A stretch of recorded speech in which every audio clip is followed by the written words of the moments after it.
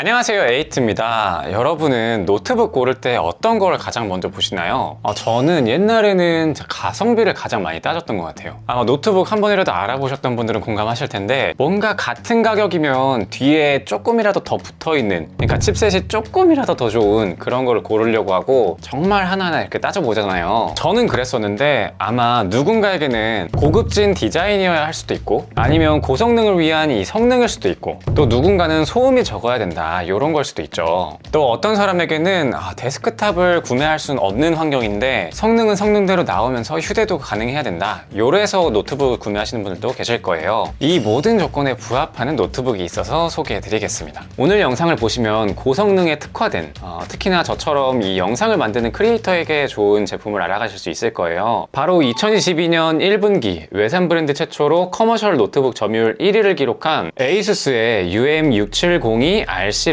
젠북 프로 17인치 모델인데요. 어떤 특징이 있는지 바로 알려드릴게요. 그럼 바로 갈게요.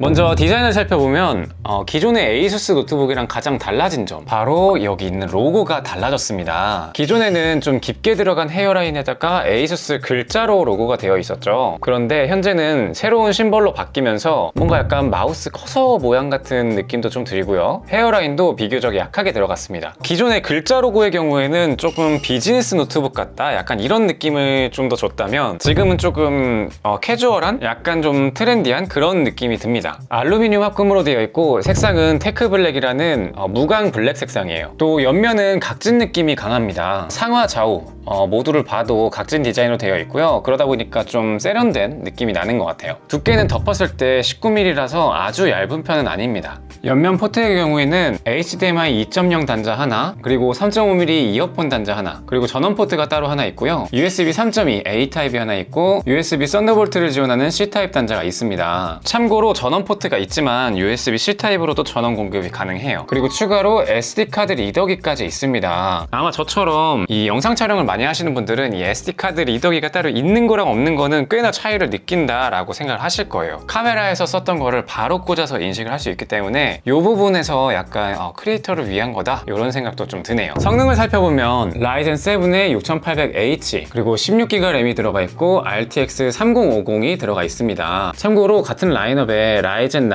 6900HX도 있어요. 간단한 스펙은 이 정도고요. 벤치 점수까지 참고로 알려드리면, 주로 CPU 성능, 이 렌더링 속도를 살펴보는 이 시네벤치 속도에서는 싱글코어는 1453점, 그리고 멀티코어 점수는 11787점이 나왔습니다. 그리고 그래픽 성능을 따져보는 이 3D마크에서는 피직스 스코어가 24866점이 나왔어요. 이 점수는 사실 참고로만 알아두시면 좋을 것 같고, 그래서 어떤 작업이 가능하냐 이렇게 따져봤을 때, 주로 이 윈도우 노트북으로 이 영상을 작업한다 한다면 저는 이 프리미어 프로를 가장 많이 사용을 하는데요. 이렇게 프리미어 프로로 제가 4K 작업을 했을 때 이 작업바에서 버벅임이 없더라고요. 사실 이 편집 시에 가장 중요한 거는 렌더링 속도, 뽑아내는 속도가 얼마나 나오냐, 물론 이것도 중요하겠지만 사실 그 시간은 저희 같은 편집을 많이 하는 분들에게는 어쩌면 좀 쉬는 시간이라도 볼 수 있어요. 사실 뭐 7분 걸리냐 8분 걸리냐 10분 걸리냐 요거는 그렇게 큰 차이가 없거든요. 가장 중요한 거는 이렇게 스페이스를 눌렀을 때 이 타임바, 이게 얼마나 빨리 달라붙느냐, 그러니까 딜레이 없이 보여주느냐,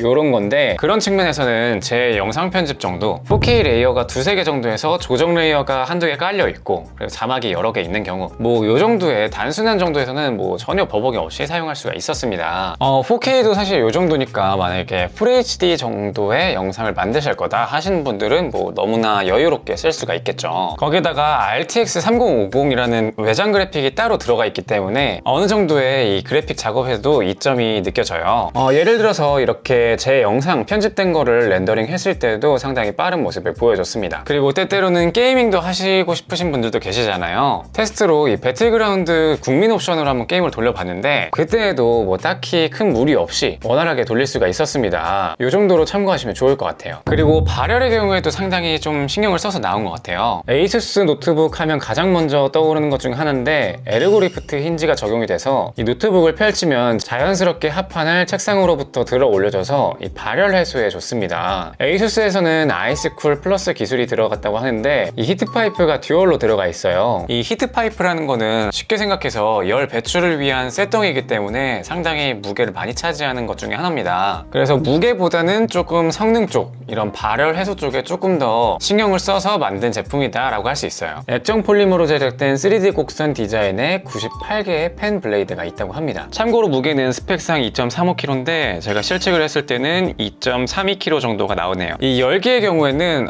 키보드 자판 쪽으로는 그렇게 많이 올라온다는 느낌 못 받았고 양옆 쪽으로 좀 많이 빠지는 그런 형태입니다. 그래서 마우스 쪽은 조금 더울 수도 있어요. 그래서 한번 제가 측정을 해보니까 어라? 제가 느끼는 것보다 조금 다르게 키보드 쪽이랑 양옆 쪽이랑 그렇게 열기 차이가 많이 나지 않더라고요. 이걸 제가 봤을 때는 온도 측정기로 본 이 합판의 열기는 합판 전체에 깔리는 게 맞지만 실제로 타고나는 키보드, 자판 그 위에까지는 열기가 그렇게 느껴지는 것 같지는 않습니다. 살짝 따뜻해지는 정도? 이 정도라고 보시면 돼요. 그래서 밑판을 같이 한번 눌러보니까 그제서야 조금 더 열기가 느껴지더라고요. 그리고 발열과 함께 따라오는 거는 어쩔 수 없이 소음이죠. 고성능 모드에서는 일반적인 노트북과 다름없이 소음이 좀 있습니다. 그런데 모드를 여러 가지로 제공을 해줘요. 그래서 가장 조용한 위스퍼 모드의 경우에서는 거의 들리지 않습니다. 물론 이때는 성능을 조금 제한하기도 하겠죠. 자, 한번 노이즈 캔슬링 마이크도 탑재가 되어 있어서 테스트를 한번 해볼 건데 제가 바로 옆에서 청소기를 돌려볼 겁니다. 그러면은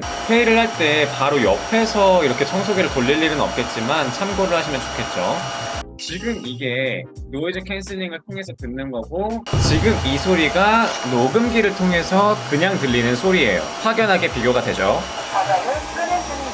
또 디스플레이를 살펴보면은 제가 에이수스 노트북을 사용해 봤을 때 이 디스플레이에 상당히 진심이다 라는 게 좀 느껴져요. 일단 TUV 인증을 받았고 팬톤 인증도 받았습니다. 사실 이 인증이 있다는 것만으로도 어느 정도 보장이 됐다 라고 할 수 있는데 일단 해상도는 16:9 비율의 FHD 그리고 17.3인치입니다. 주사율은 60Hz를 지원하고요. 이 색감과 색 정확도를 측정을 했을 때에는 sRGB 기준 98% 색역을 보여줬고 색 정확도는 평균 1.09로 상당히 높은 수준을 보여줍니다. 이게 0에 가까울수록 이 화면이 보여주는 색감과 그거를 그대로 출력한 색감이 똑같다 이렇게 볼 수가 있는데 평균이 2.2 하면은 전문가 수준에서도 무리 없는 수준이다 뭐 이런 평가로 흔히들 하는데 이 정도면 상당한 거죠. 그리고 밝기를 측정했을 때는 스펙상 400니트라고 되어 있는데 제가 실측을 해보니까 470 정도가 나오더라고요. 그래서 상당히 밝은 편에 속한다 라고 할 수가 있습니다. 이외에도 에이수스 스플렌디드라고 해서 사용자의 선호도에 따라서 이 디스플레이 색온도까지도 조절을 할 수가 있어요. 그리고 같은 라인업에 QHD 모델도 있습니다. 이 모델의 경우에는 참고로 160Hz에 DCI P3 100%까지 지원하는 모델이 있다고 하네요. 아무래도 그러면 가격이 훨씬 더 좀 높아지긴 하겠죠. 디스플레이에서 좀 아쉬운 점은 사실 16:9 비율이라는 거예요. 제가 16:9 비율의 화면과 16:10 화면 요거를 사용했을 때 확실히 이 조금의 영역이지만 이 세로로 조금 더 긴 게 이 작업성에 있어서 조금 더 시원시원한 그런 모습을 보여주는데 이 부분은 조금 아쉬운 것 같아요. 거기다가 이 베젤도 하단 베젤은 그렇게 얇은 편은 아닙니다. 키보드를 살펴보면 에이수스 젠북 노트북 특징이 보통 스트로크가 좀 깊은 편인데 이 제품의 경우에는 그 중에서는 조금 짧은 편인 것 같아요. 스펙상으로 1.3mm 정도라고 합니다. 그래도 다른 일반적인 노트북들보다는 훨씬 키 누르는 감이 좋아요. 이 키 간격을 의미하는 키 피치의 경우에는 19.05mm라고 하는데 19mm면 이 데스크탑용 일반 키보드랑도 동일한 간격이거든요. 그래서 이 타건을 하는데 전혀 불편함이 없었습니다. 아무래도 이거는 이 17.3인치라는 이 노트북 크기 자체에서 오는 좀 장점이겠죠? 그리고 에이수스 키보드 하면 가장 큰 특징이죠. 에르고리프트 힌지가 적용돼서 열 방출에도 도움을 주고 타이핑 각도도 자연스럽게 높여줍니다. 또 키보드 전원 버튼에는 이 지문 인식이 있어서 윈도우즈 헬로와 연동해서 보안성도 챙길 수가 있어요. 그리고 아래쪽에 보면 터치패드는 제가 봤던 노트북 중에서는 터치패드가 가장 넓은 것 같아요. 사용자 입장에서는 이 터치패드가 넓으면 훨씬 더 작업에 용이하거든요. 이런 제스처 같은 거를 할 때 굉장히 편리합니다. 소수성 코팅과 지문 방지 코팅이 같이 들어가 있어서 하면서 내구성도 높게 가져가면서 부드러운 조작감을 느낄 수 있습니다. 그래서 이렇게 제스처를 사용할 때 부드럽게 사용할 수가 있었어요. 또 스피커도 괜찮은 편이에요. 이 하만카돈 인증을 받았고 돌비 애트모스도 지원을 합니다. 저음부가 조금 부족하다는 느낌이 있지만 노트북 특유의 이 중고음만 카랑카랑한 그런 느낌도 들지 않았어요. 또 이렇게 하단 스피커가 아니라 키보드 상부에서 바로 나오는 쿼드 스피커라서 왜곡이 좀 덜한 느낌이었습니다.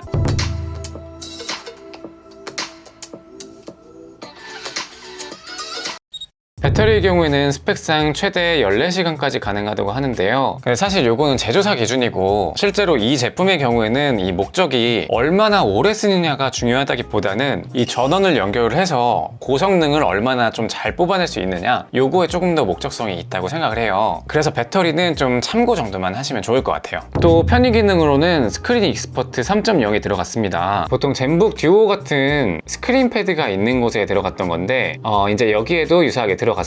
쉽게 생각하면 분할 화면 같은 거를 편리하게 해주는 거예요. 이렇게 원하는 거를 이렇게 드래그 하면은 바로 그 마우스 커서가 있던 곳에서 이런 화면이 하나 나옵니다. 그래서 이런 몇 가지 포맷 중에서 어디에다가 붙일 건지 바로바로 피벗 시켜주는 그런 역할을 해요. 빠르게 이렇게 전체 화면을 할 수도 있고 아니면 4분면 좌우 상하로 분할되는 2분할 화면도 빠르게 전환을 할 수가 있습니다. 또 이렇게 모니터를 추가해서 연결해서 사용하는 경우에는 듀얼 모니터로 잡힌 다른 모니터까지도 한 번에 제어를 할 수가 있어요. 우측 하단에 스크린 엑스퍼트 설정으로 들어가면 앱 내비게이터라고 해서 앱 전환을 화면 간에 조금 더 자유롭게 빠르게 할 수가 있고요. 또 여기에서 카메라랑 마이크를 자체적으로 차단을 할지 아니면 사용을 할지 이런 것도 설정을 할 수가 있습니다. 또 에이수스에서는 이런 글라이드 X라는 앱을 통해서 에이수스 노트북과 함께 핸드폰, 모바일을 연결을 할 수가 있는데요. 미러 모드로도 사용을 할 수가 있고 확장 모드로 사용할 수가 있습니다. 확장 모드는 말 그대로 모바일 장치를 하나의 듀얼 모니터처럼 서브 모니터로 사용을 하는 거고요. 미러 모드는 지금 제가 띄워둔 것처럼 미러링을 해서 사용을 할 수가 있는 거예요. 요즘에는 모바일로 결제하는 게 상당히 많기 때문에 컴퓨터보다는 모바일 앱이 더 잘 돼 있는 경우가 있죠. 그래서 핸드폰을 따로 갖고 있지 않고도 이 노트북에 연결되어 있는 이 상태에서 바로 뭐 음식을 주문한다던가 이런 식으로 편하게 사용을 할 수가 있습니다. 만약 스마트폰이 아니라 이렇게 화면이 큰 아이패드 같은 걸로 연결을 할 수도 있는데요. 이렇게 한다면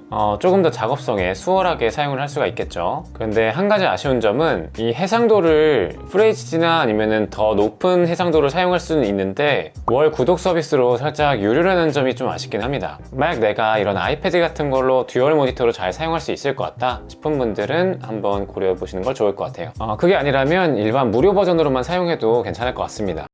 오늘은 이 젠북 프로 17.3인치 이 모델을 소개를 해드렸는데요. 세련된 디자인과 고성능, 그러면서도 발열과 소음을 잘 잡고 나온 제품을 원하시는 분들은 눈여겨볼 만한 제품인 것 같습니다. 특히나 이 컨텐츠를 제작하는 저 같은 유튜브 크리에이터들, 그런 분들에게는 잘 어울리는 제품이라고 생각을 해요. 만약에 제가 구입을 한다고 하면은 저는 FHD 모델만 사용을 해봤는데 같은 경험을 할 수 있다라고 한다면 사실 20만원 정도 차이가 나는데 QHD 모델이 있거든요. 그 모델이 조금 더 좋지 않을까 싶습니다. 물론 이 제품도 정가가 179만 9천원이고 20만원을 추가하면 거의 200만원이기 때문에 뭐 쉽게 접근할 수 있는 제품은 아니겠지만 이 라이젠 7 모델과 라이젠 9 모델 이 두 가지의 차이를 느낀다면 단순히 CPU 차이도 있지만 해상도의 경우에도 QHD에다가 DCI P3 100%까지 지원을 하기 때문에 좀 장기적으로 봤을 때에는 20만원 이상의 가치가 있지 않을까라는 생각이 좀 듭니다. 물론 제가 그 제품을 정확하게 경험을 해본 게 아니라서 완벽하게 그 제품을 더 추천드린다 라고 말씀드리기는 어렵지만